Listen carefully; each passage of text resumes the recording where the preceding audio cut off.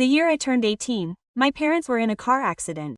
They were on their way to my first day of college move-in. They were killed instantly, leaving me paralyzed. My brother Jake and his wife saw me as a burden, so they dropped me off at my sister Abba's doorstep. This story is a work of fiction. All characters, events, and situations depicted are invented for narrative purposes. Any resemblance to actual persons, living or deceased, or to actual events is purely coincidental. Content may contain intense emotional content, strong language, or sensitive subject matter intended for mature audiences. Thankfully, Abba never held a grudge against me. I was paralyzed for a decade, and she took care of me for every single one of those 10 years. To pay for my medical bills, she had to work 3 jobs a day, her body breaking down from exhaustion. Her husband Leo finally snapped. "If you keep taking care of your sister, we're getting a divorce." Abba didn't hesitate. She got a divorce right away. Her selfless actions moved the entire internet and she was named the most amazing sister in America. Everyone envied me for having such an amazing sister until I won the lottery and got 10,000. But I transferred all that money to my brother Jake. The entire internet condemned me for being ungrateful. A reporter, Mr. Davis, found me. "You have been paralyzed for a decade. Your brother has not taken care of you for a single day. Your sister Abba has been by your side taking on a mountain of debt for you and even sacrificed our marriage. Why didn't you give her a single penny?" I looked at my calm voice. "Install hidden cameras in my house for a 3-day secret broadcast and you will understand as soon as possible." The hidden cameras were installed. The secret broadcast began. Cassandra, my sister, came in after getting home from work with dark circles under her eyes. She crawled into my bed, preparing to clean me up. Seeing the mess beneath me, there was not a trace of disgust in her eyes, only deep pain and self-reproach. "Riley, you had a stomachache last night." She touched my forehead in self-blame. "I'm so sorry. It's all my fault. I was so exhausted from work that I slept like a rock. I forgot to check on you in the middle of the night and tuck you in, leaving you feeling uncomfortable all night." I watched her silently without speaking. However, the live comments exploded. "Oh my god, this sister is amazing. She just got home from work. She sees this total mess and her first reaction is to blame herself. Right? If I worked all day and it came to this, I would be furious. She really is the most amazing sister in America. She's making me cry." Cassandra didn't know about the secret broadcast. She turned me around by herself, getting ready to help me to the bathroom and take a shower. But she was too tired. With all her effort, I was struggling to get out of bed. Just then there was a knock at the door. Cassandra opened it and found my brother Jake standing there. His eyes widened in surprise. "What are you doing here?" Jake had a cigarette hanging from his lips. "If I'm not mistaken, this is the apartment that Mom and Dad gave Riley when she started college, right? As Riley's brother, there's no problem with me crashing at my sister's place for a few days, right?" And with that he just walked in. Cassandra was too exhausted to argue, so she said, "So help me get Riley to the bathroom. I need to bathe her." Jake shot me a disgusted look, muttering, "Gross, she stinks of piss and poop. There's no way I'm touching her." Cassandra frowned. "Jake, Riley's your own sister. She just gave you the $10 million she won. How could you refuse to even help her?" Jake scoffed. "She gave me the money on her own. Now you're going to make me feel guilty." Cassandra sighed. "I respect all of Riley's decisions. She gave you all that money because she wanted you and your wife to live well. She's so good to you. Can't you be a little nice to her?" Jake scoffed. "What's the point of being nice to her? She's just a crippled invalid, a liability for a decade. I don't know why you bother taking care of her every day. She'd be better off dead." Upon seeing this, the live comments exploded. "Seriously, this guy is human. Wishing death on his sister to her face and his sister gave him millions of dollars. I don't get it. Her older sister worked as a slave for a decade. She fell into debt, lost her marriage and got nothing in return. She's crazy. She's ungrateful to an amazing sister and so good to this heartless animal of a brother." The paralysis affected her brain too. Jake didn't help in the end. It took Cassandra over an hour to clean me up. I was drenched in sweat from exhaustion, but she still meticulously changed my clothes, sitting me in my wheelchair. "Riley, you must be hungry, right? Your sister will make you dinner now." Quote, from the extreme exhaustion, Cassandra almost fainted as she stood up, but she only stopped for a few seconds before forcing herself to walk to the kitchen. She soon brought out grilled salmon, a rich beef stew, steamed vegetables and a pot of steaming chicken soup. Cassandra placed the plates in front of me, then carefully blew on a spoonful of soup to cool it down before bringing it to my lips.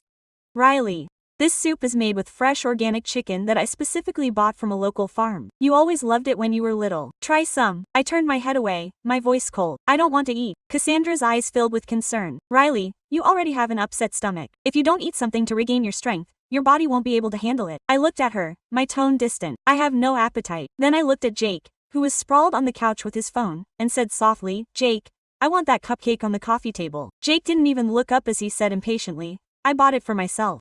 If you want one, just pull up your chair and go get it yourself. Cassandra glared at Jake, then turned to me in a soft voice. Riley, eat first, then I'll buy you a cupcake. I stubbornly shook my head, rejecting the food she prepared. Seeing this, the comments erupted. Quote, this sister is crazy. Rejecting her sister's home-cooked meal but demanding her brother's cupcake. I thought she was just confused, but she's pathetic. Her sister put so much effort into making that meal and Riley won't even look at her. It's disgusting. The more I watch, the more I think this little sister is a terrible person. The first day of the live broadcast ended. The chat was full of insults towards me. On the second day, Cassandra came home from work a little earlier than usual. She was holding a hot pack in her hand as she entered. Riley, do you remember you wanted a cupcake yesterday, right? I bought it specially after work. The savory one is your favorite. Try it. Go ahead. She offered me the cupcake, her eyes shining with anticipation. I looked at the cupcake, my tone indifferent. Now I don't want it anymore. A flash of disappointment and sadness crossed Cassandra's face, but she forced a smile and said, so what do you want to eat? Your sister will make it for you. I looked at her coldly. I don't want anything from you. With that I maneuvered my wheelchair ready to go to the balcony to get some fresh air. As I left my room, I collided directly with Jake, who had a bottle of liquor in his hand. The bottle fell to the floor and he instantly exploded with rage. Are you blind or what? You threw away all my expensive liquor. He picked up the bottle and violently kicked my wheelchair. The chair wobbled abruptly, tilting to one side. Riley, Cassandra screamed, running towards me and shielding me with her body. Her hand was hit by the chair, leaving a deep cut with the bone exposed, bleeding profusely, but she ignored the pain, quickly checking me before turning to Jake, shaking and furious. Jake, you almost hurt Riley. Jake glared at me. She doesn't feel pain. Why are you acting like this? It's so annoying. All that good liquor ruined because of her. She grumbled and went back to her room to continue drinking. Cassandra, still trembling, checked me over to make sure I was okay, only after confirming that I had no injuries. Enduring the pain in her hand, she inspected the wheelchair. Finding a loose link, she took out her toolbox, adjusted and reinforced it bit by bit, working until late into the night. On the live broadcast, the comments kept erupting. I'm in tears. Where do you find such a good sister? Her hand is so injured and yet she only cares about her sister. This sister is amazing, but the other one is a stone. Why is she so cold? No wonder they say that unfortunate people often have something despicable inside them. This little sister is so obsessed with her brother. She deserves to be paralyzed. This is suffocating, sister. Please leave her. She's not worth it. The broadcast chat was filled with outrage. Even Mr. Davis, the reporter, called me. This is the 3-day secret broadcast you wanted. Do you know what people have been saying about you these past 2 days? Your sister has done so much for you. Aren't you basically asking for people to hate you? I looked at Cassandra, who was quietly and calmly tending to me. There's one more day left, then you'll understand everything. On the third morning, Cassandra, as usual, came into my room as soon as she woke up. Riley, how are you feeling today? You're hungrier. She checked my condition while speaking to me softly. I didn't respond, just looked at her bandaged hand. It was still bleeding a little. Seeing that I was quiet, Cassandra, as usual, began massaging my limbs. She moved my joints carefully, preventing muscle atrophy. Her movements were gentle, as if she were taking care of a precious treasure. Riley, look how nice the weather is today. After breakfast, I'll take you for a walk. The doctor said that going outdoors is good for your health. She looked out the window trying to find a topic of conversation, but I remained cold. No, thank you. Her hand paused slightly, but she didn't say anything else. After the massage, she brought warm water and washed my face and hands meticulously. Then she made breakfast. The live comments kept coming. This sister is still the same cold and lifeless one as always. It's frustrating. Her sister's hand is so bad and yet she still takes care of it. Not a word of concern. How disgusting. Some people just don't deserve kindness. Cassandra didn't go to work that day. She said she wanted to spend quality time with me. After everything was done, she took me to the balcony to sunbathe. She combed my hair, trimmed my nails, and cleaned my ears. She made sure every inch of me was neat and tidy. Then she pulled out a small stool and sat down next to me. She held my hand tightly and began to speak softly. Riley, do you remember? When we were little, you loved taking me to the balcony to sunbathe. You said the sun always made you feel better. On my wedding day, you cried so much, holding my hand and refusing to let go. You said your greatest wish was for me to be happy. As she spoke, her eyes filled with tears. Just then her phone rang, but she didn't answer. Instead, she looked at me deeply and hung up. Then she looked at me with a faint smile on her face. Riley, it's time. I smiled faintly. This moment had finally arrived. With that, Cassandra straightened up, gave me an enigmatic look, and then did something that left everyone watching the live broadcast stunned. Cassandra straightened up, gave me an enigmatic look, and then slowly walked to the center of the balcony. Her eyes shone not with tears, but with something deeper, as if she had carried a secret too heavy for too long. I kept my gaze fixed on her silently. I knew exactly what she was going to do, and yet I felt my chest tighten. "Good evening, everyone," she said suddenly, raising her voice to no one in particular, but knowing that thousands, perhaps millions, were watching. "I know that many of you are furious with me, that you think I'm a martyr, a woman with no self-esteem, and that my sister looked at me, but not harshly. She's ungrateful, but it's time for you to know the truth." The chat exploded. "What's going on? She knows she's being recorded. What does she mean by the truth?" Cassandra turned slowly and with measured steps entered the apartment. I heard her shoes scuff on the floor toward the cabinet in the hallway. She opened a drawer and took out a red envelope sealed with black tape. She placed it on the coffee table next to the remains of the cupcake I didn't want to eat. "This envelope has documents that I should never show. Riley and I planned it all. Yes, all of it. These cameras, this broadcast, the insults, the rejections, the cupcake, every gesture, every word. It wasn't spontaneous, it was necessary." My heart was pounding. I could see the audience changing their tone in real time. Planned. What is she saying? This was acted. But no, it wasn't an act. It was real, cruel, dirty, unnecessary. For 10 years I watched my sister waste away in silence. Everyone thought she was a helpless victim. But no, Riley is the most observant, cold, and courageous person I know. She didn't say anything, but she saw everything. "Jake, me, you." She sat on the edge of the couch, right in front of the nearest camera, and took a sharp breath. "One day, Riley asked me to help her destroy our brother and at the same time demonstrate something deeper. How do we judge without knowing? How do we idolize sacrifices without asking why? And how we fool ourselves into thinking we see it all just because we see it on a screen?" I didn't say a word, it wasn't necessary. Cassandra was saying it all for me, just as we had rehearsed it, word for word, though with more emotion than I had imagined. Yes, it hurt to see her refuse my food. Yes, it tore me apart to see her look at Jake as if she admired him. But we knew the audience needed to hate her for the truth to carry weight. "We wanted you to feel every stab I felt so that you would understand what love truly meant."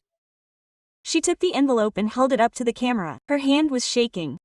"Here is proof that Jake stole from my parents before the accident, that he forged signatures, that he took insurance money that belonged to Riley and that it never reached her." She gave him the $10 million not as an act of love but as a trap, a legal trap, because in the contract he signed when he received the money, he promised to take care of her, and here he hit the envelope. Here are the terms he violated. My throat burned, not with emotion, with justice. Raw justice, bloodless, but with weight. We broadcast this because we knew that no one would believe us just with words, because compassion doesn't survive in headlines. Because sometimes you have to let them hate you so that later, when everything is clear, the truth burns stronger than the hate. Cassandra stood up. Her black hair was disheveled. Her t-shirt was stained from the soup she cooked earlier. Her face, without makeup, showed deep dark circles, but also an invincible dignity. "And if after all this you still think that my sister is a monster, then you haven't understood anything." She walked towards me, knelt down and for the first time in 3 days, hugged me. The chat froze. No one wrote anything for almost 30 seconds and then the chaos began again. When Cassandra hugged me, it wasn't an improvised gesture, it was the signal we had agreed on. The hug marked the beginning of the part where I was supposed to speak, but I didn't. Not yet. The silence learned after a decade where no one listened to me when I did speak was my most precise weapon. The camera was still on, and as Saz picked up the envelope, I remembered, not with nostalgia, but with a razor's edge, the day it all began inside me. The day I stopped being a victim. I was 23. I had been paralyzed for 5 years. Jake came over one afternoon when he was still pretending to be a family man and had too much to drink. He sat next to me and talked on the phone without realizing I was awake. He said, laughing, "It's too bad I signed those papers before the accident. Otherwise this would have inherited everything." That sentence was my renaissance. From that day on, I stopped seeing the chair as a destination and began to see it as an alibi. No one suspects someone who doesn't move. Investigating silently, listening, observing, retaining, I discovered that Jake had forged our parents' signatures. He had transferred part of the inheritance to an account of his own. I discovered that part of the life insurance that was due to me had been lost in movements made by him. Cassandra didn't know. I didn't tell her. Yes, I told her. Then she would have defended me. She would have gone to the police and he would have escaped as usual with tears, excuses and the I am family letter. I needed him to destroy himself with his own hands. That's why, when I won the lottery, I didn't hesitate. The public called me a monster. How ironic. The monster doesn't use the bomb, the weapon. I transferred the 10,000 ones to Jake under a private contract that stipulated in explicit clauses his legal duty of physical and financial assistance to me. A single fault, a insult, verifiable negligence, or an act of direct harm. It voided the contract and allowed for full reversion of the money with additional penalty. What was missing was incontrovertible evidence. Not my word. She didn't tell me. She yelled at me, denied me help. No, the modern world doesn't believe in experiences, it believes in cameras. That's why I asked Saws to accept being hated. That's why I refused. That's why I looked at Jake with knowing indulgence. We fed the public narrative that I was absurd so that when the truth came out it couldn't be denied with tears or pity. When the broadcast showed Jake refusing to touch me, calling me a burden, wishing me dead, kicking my chair with the camera recording, the trap was closed. At that moment he had legally violated the contract, and with millions as witnesses he couldn't reverse the guilt. Cassandra held up the envelope and I exhaled. Phase 1 was over. Jake returned to the apartment 3 hours later, staggering down the hallway as if he still had a right to everything. He didn't know he was no longer a man, he was a walking corpse, a witness to his own moral execution. His hair was disheveled, his beard unshaven, and his dark purple eyes were the perfect match for the half-empty bottle in his left hand. He was 35 years old, but he moved like a dirty old man who had forgotten what dignity was. "Why is my phone so noisy?" he grumbled, entering the room without looking at us. "I have 30 messages from my wife and 50 notifications." The broadcast was still live. The chat was about to explode. "Jake," Cassandra said firmly, "we suggest you sit down." The river, an unpleasant hollow sound. "Are you going to suggest something to me after pretending to be the saintly caretaker? Please, Saws, stop acting. Everyone already knows you like to play the martyr." I watched him without blinking. It was like watching a caged animal that hadn't yet noticed that the door had been locked. "Jake," I opened the envelope, Cassandra continued. "The contract, the terms, everything you signed when you accepted the money." He stopped for the first time. I saw him truly still. He blinked several times. He still didn't understand. Not completely. "What contract?" "The one you signed without reading. Like always, because you thought you'd never be responsible for anything," I replied. My worn voice didn't cut the air like a rusty knife either. Jake looked at me for the first time since he came in. He really looked at me, not as an object, not as a burden, not as a threat. "Are you talking to me?" "Yes, I am talking to you, and I am suing you," I said in a dry voice. "What you did these last 3 days violated every term of the contract you yourself signed, every insult, every time you denied me help. Every word was recorded, archived, transmitted. Thousands of witnesses, thousands." The bottle fell from his hand and shattered on the floor. "That has no validity. You can't do this to me." "You already did it yourself," Cassandra said, walking toward him. "You used your parents, you stole from your sister, and now you've destroyed the last thing you had left, your reputation. Legally, the money will go back to Riley, and the documents you forged are in the hands of the lawyer who will arrive in half an hour." He stammered something, it wasn't clear. His face began to distort, his eyes vacant, his hands shaking. Suddenly he turned to the camera. "This is all a lie. She set me up. I am the victim here. Look at this." He approached the camera furiously and began to scream, incoherently, that it was all acted out, that Cassandra forced me, that it was emotional abuse against him. The audience at that moment would no longer be fooled. The truth had not only been revealed, it had been experienced in real time. A little later the doorbell rang. It was the lawyer, young, in a dark suit, without a beard, his gaze sharp as a scalpel. He calmly introduced himself, greeted him, and handed Jake an official copy of the indictment. Immediate seizure, asset freeze, criminal investigation for fraud, embezzlement, and abuse of a person with a disability. Jake didn't say anything. He just looked at the paper. Then he looked at me with a mixture of hatred, fear, and no, it wasn't guilt, it was wounded pride. "I swear you'll pay for this." And with that he was gone. He slammed the door on his way out like a tantrum-throwing child. But it didn't matter anymore. The camera was still rolling, and the entire world had just seen his mask fall. The production team arrived early that morning. New cameras, soft lighting, a round table in the center of the room. Mr. Davis, with his deep voice and stony face, sat across from me, a notebook in his hand. He was tall, olive-skinned, with precisely trimmed gray hair and no trace of a beard. He looked tired, not from sleepiness, but from the burden of being caught between the truth and the spectacle. Riley said as soon as everyone else was quiet, "Are you ready?" I wasn't, but I nodded. We began the live broadcast. This time it wasn't secret. There were no hidden cameras. It was an open conversation and the audience knew it. It had been 3 days since Jake's fall and the networks were still abuzz. There were people calling me a genius, a strategist, a cold monster, a manipulator. Others apologized. Others simply kept quiet. "The question on everyone's mind," Davis said, "is simple. Why didn't you say something? Why didn't you explain from the beginning that it was a trap?" I took a deep breath. My fingers stilled on the covers. My voice came out soft but firm. Quote, "Because you wouldn't have listened. Telling the truth isn't enough. Sometimes the truth needs to be lived, shouting it won't do." When they finally decided who the villain was, Davis looked at me with that old journalist look, the one that digs without showing emotion. So it was all a performance, a reenactment. We showed how people react when they think they know everything. My coldness was real, but strategic. Cassandra acted her part with a broken heart. And Jake, well, he was the only one who didn't act, he was just himself. Silence hung heavy between the questions. Cassandra sat next to me, dressed in clean clothes at last, her bandaged hand resting in her lap. She didn't speak, she didn't have to. Her presence was enough. A lot of people think you were cruel to her, that you were emotionally abusive. What do you tell them? That love isn't always sweet. Sometimes it's sharp as steel. Cassandra accepted being hated so that I could show the rottenness that lay beneath it. No one else would have had that strength. Davis lowered his eyes for a moment, he glanced at a note. It's also been said that you're manipulating the narrative, that this was all a show to gain fame, sympathy, power. I smiled not because I found it funny, but because that accusation came from him. Power. I couldn't move a finger for 10 years.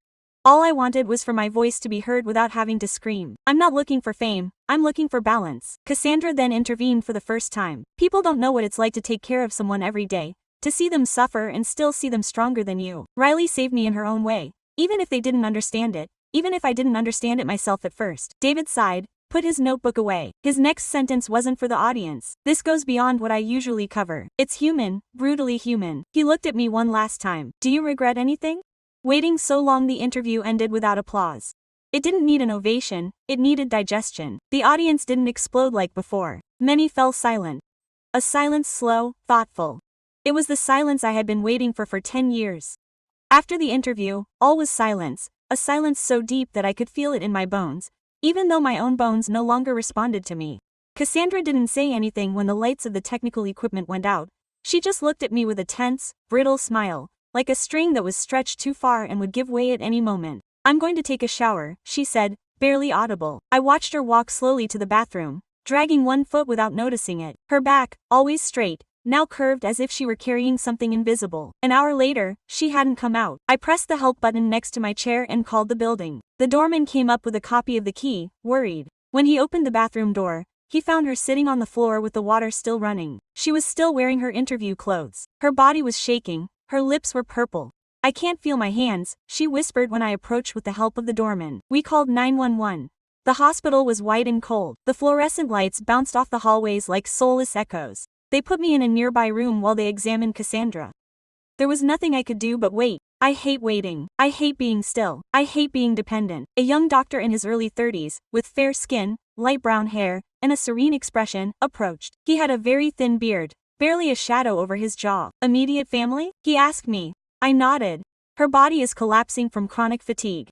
Her immune system is weakened. She has an infection in the wound on her hand and clear signs of arrhythmia from extreme stress. We're going to admit her. She needs immediate rest and cardiac monitoring. I swallowed. She's going to live, he said softly. But if she doesn't stop, if she doesn't change, she's going to completely destroy herself. I saw her through the window. She was sleeping or appeared to be sleeping. Her face, expressionless, looked older. The dark circles under her eyes were marked like stab wounds. Her body was bandaged, hooked up to machines, motionless. For the first time, I was on the other side. I, the immobile observer, was now the one who had to take care of her. When they let me in, I took her bandaged hand. It was barely warm. Forgive me, I said quietly, for making you carry everything, for letting you get this far without stopping. She didn't respond, but a single tear rolled down her cheek. I didn't know if she was sleeping or if she was listening to me from somewhere deep down. But in that instant I decided I would do everything differently. I called the physical therapist. The same doctor offered me an evaluation for advanced therapy. He looked at me with surprise when I accepted. Are you sure? I'm tired of not being able to do anything for her. It's my turn. Quote, the chair stopped being my prison. It became my engine. I didn't know if I could move more than a finger,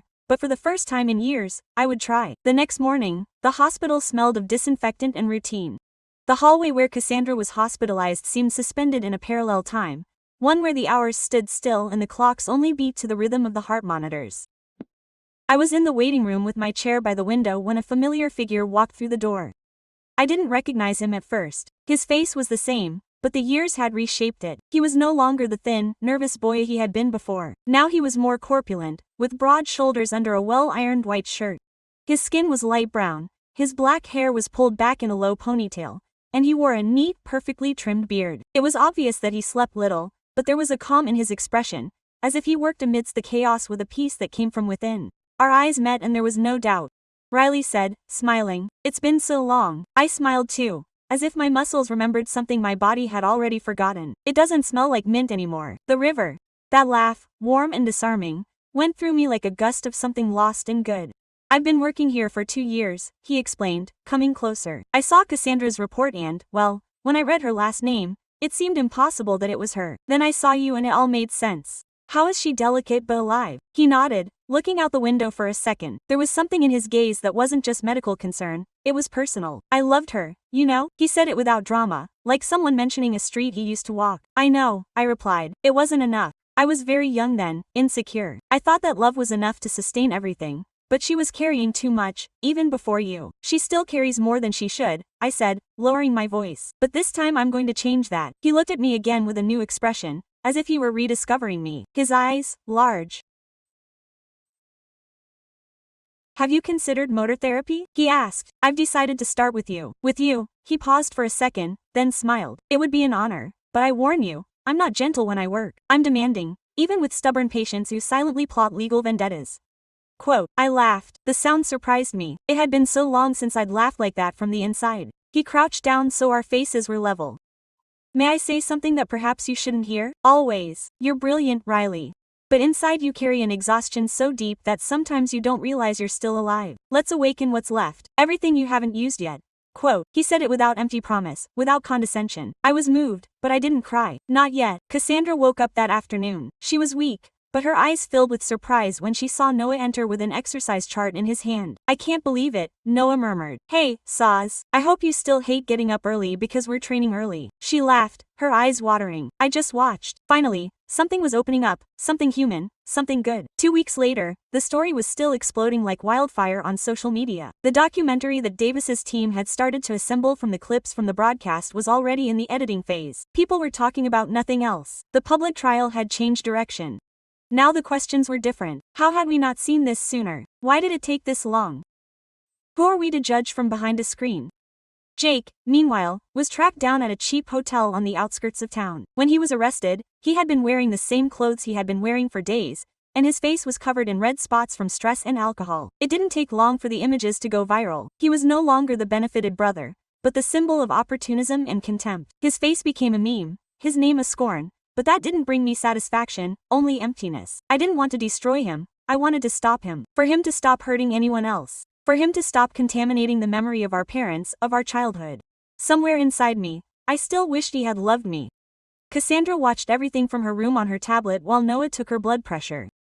Her hand was no longer bleeding, but the bandage was still covering it like silent proof of everything she had endured. What happens to him now? He asked. The judge approved the seizure order. I replied, the 10 million are already legally frozen. He won't be able to access them until the case is resolved. And if he wins, he won't win. The contract is clear and there is no possible defense against the videos. Noah closed his briefcase with his typical calm. I'm glad they're not seeking revenge, he said. Justice without hate is more powerful and rarer. Cassandra looked at him, and something in her expression softened. There was a new calm about her, like she could finally breathe without that weight on her shoulders. Later, Davis called me. You have a minute. There's always something I want to show you. He sent me a link. It was a video recorded by an influencer who had been one of the cruelest voices against me days before. In the clip, she was seen without makeup, speaking from her kitchen. What I did to Riley was inhumane. I got carried away by what seemed obvious. I forgot that people have stories we don't know.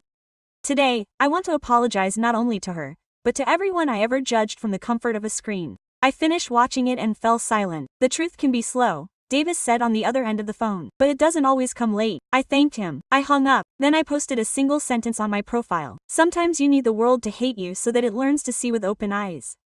Quote, emails of comments poured in, some asking for forgiveness, others still confused, but many just listened. Finally, the hospital had a garden hidden between 2 wings of the building, with wooden benches, poorly tended flowers, and a fountain that barely trickled. He didn't take me there after each physiotherapy session. Sometimes he would push my chair himself. Other times he insisted that I use the remote control to move forward by myself, even though I could only move one finger to do so. On that particular day, we arrived at the garden and there was already someone waiting for us. Miguel was younger than me, maybe 29. He had fair skin, eyes black as fresh ink, and a small ring in his left eyebrow that contrasted with his calm expression, curly hair, cut on the sides, and a smile that didn't seem rehearsed. Is that unusual these days? I brought what I promised, he said, holding up a white box. Salted pumpkin pastries. Your favorite, according to Cassandra. I didn't know Cassandra had told him about that. I looked at him, my head tilted slightly. Why? Because I owed you, he said with a shrug. I was part of the team that edited the broadcast. I saw every moment and honestly didn't understand at first. But then it was like watching a movie where the villain becomes the protagonist, only it was real. Was that you? I didn't know what to say. I wasn't used to being spoken to without filters, without shame, without being treated like I was made of glass. Quote, "Will you sit with us?" Noah asked, still examining my legs with a damp towel. Miguel nodded and sat down next to me. We didn't speak for a while. All that could be heard was the rustling leaves and the irregular sound of the fountain. Quote, "Do you mind if I come over?" he asked suddenly. No, but I'm not used to someone coming for me knowing what I am. And what are you like? Difficult, direct, sometimes cruel, honest. He corrected. It's not the same. He looked at me with those dark eyes that seemed to see more than they were telling. I felt a slight heat rise to my cheeks, something I hadn't felt in years. Years in which my body was a prison, not a place to inhabit emotions. "Riley," Noah said, interrupting softly. "You moved the thumb of your left hand for the first time today. It's not much, but it's enough to imagine the rest." I looked at him, then I looked at my own hand, still on the blanket. I didn't feel it, but he saw it. He never lied. "Maybe it's time to imagine more," I said quietly. Miguel handed me a pastry. He brought it to my lips carefully, without making the exaggerated gesture of feeding, as if he knew I needed respect more than help. "Thank you," I whispered. He smiled, not with pity, with tenderness. There were no promises, no immediate romance, just the beginning of something stranger, a bond that asked for nothing but offered space. And for the first time, I didn't feel broken. I felt like I was just beginning. Cassandra returned home a week later, walking slowly, her arms still in a sling, a silent fatigue in every step. Though she had been released from the hospital, her real recovery was only just beginning. Noah helped her up the stairs to our apartment without saying much, as he always did when the moment was delicate. I watched them from the doorway. There was something in their body language, the way their bodies didn't touch but gravitated toward each other, that spoke volumes. She with her hair pulled back awkwardly, no makeup, and her eyes heavy with a sleepless day. He with his backpack slung over his shoulder, his beard growing thicker, his eyes fixed solely on her. "Do you want tea?" Cassandra asked when she came in. "Oh, I don't know. Juice or something. Only if it's with you," Noah said. They sat together on the balcony in silence. The city stretched out below like a still photograph, and for a moment I heard them breathing in unison.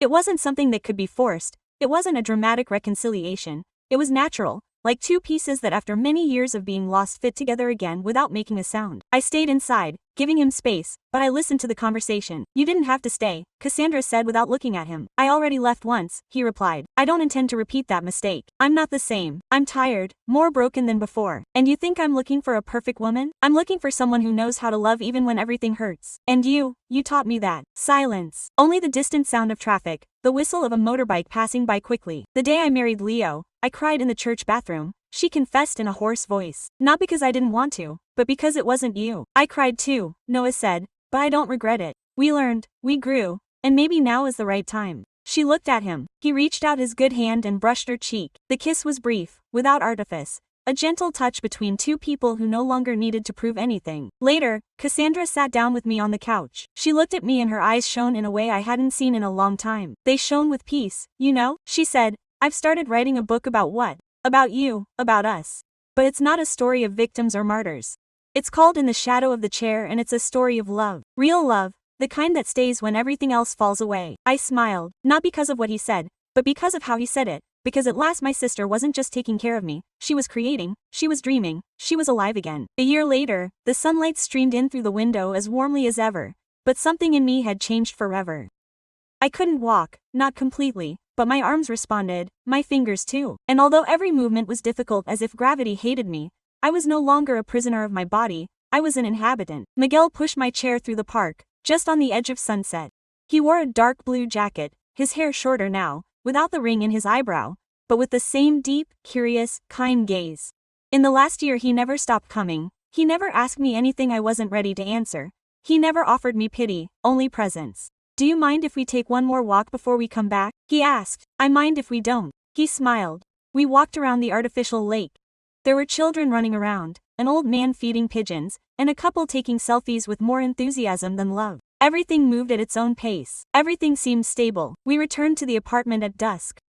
The same balcony where it all began greeted us with its rusty railing, its crooked flower pots and its orange sky.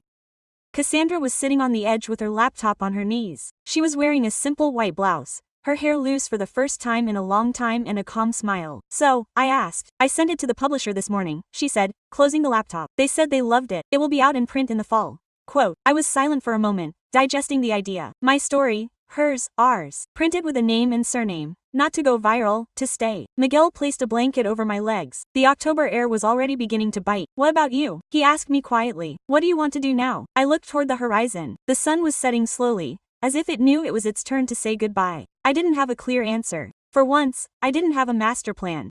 One didn't need to live slowly. I replied. Cassandra laughed. That doesn't sound like you, so it's a good start, I said.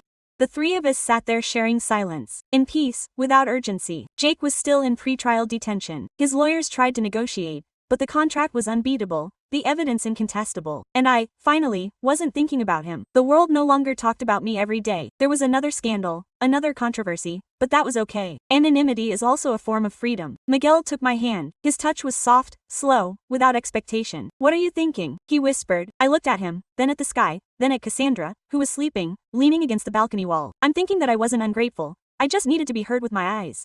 Quote, he squeezed my hand without saying anything, and so, in the last sun on the balcony, I understood that I had achieved it. Not revenge, not redemption, the truth. And with it, a new life.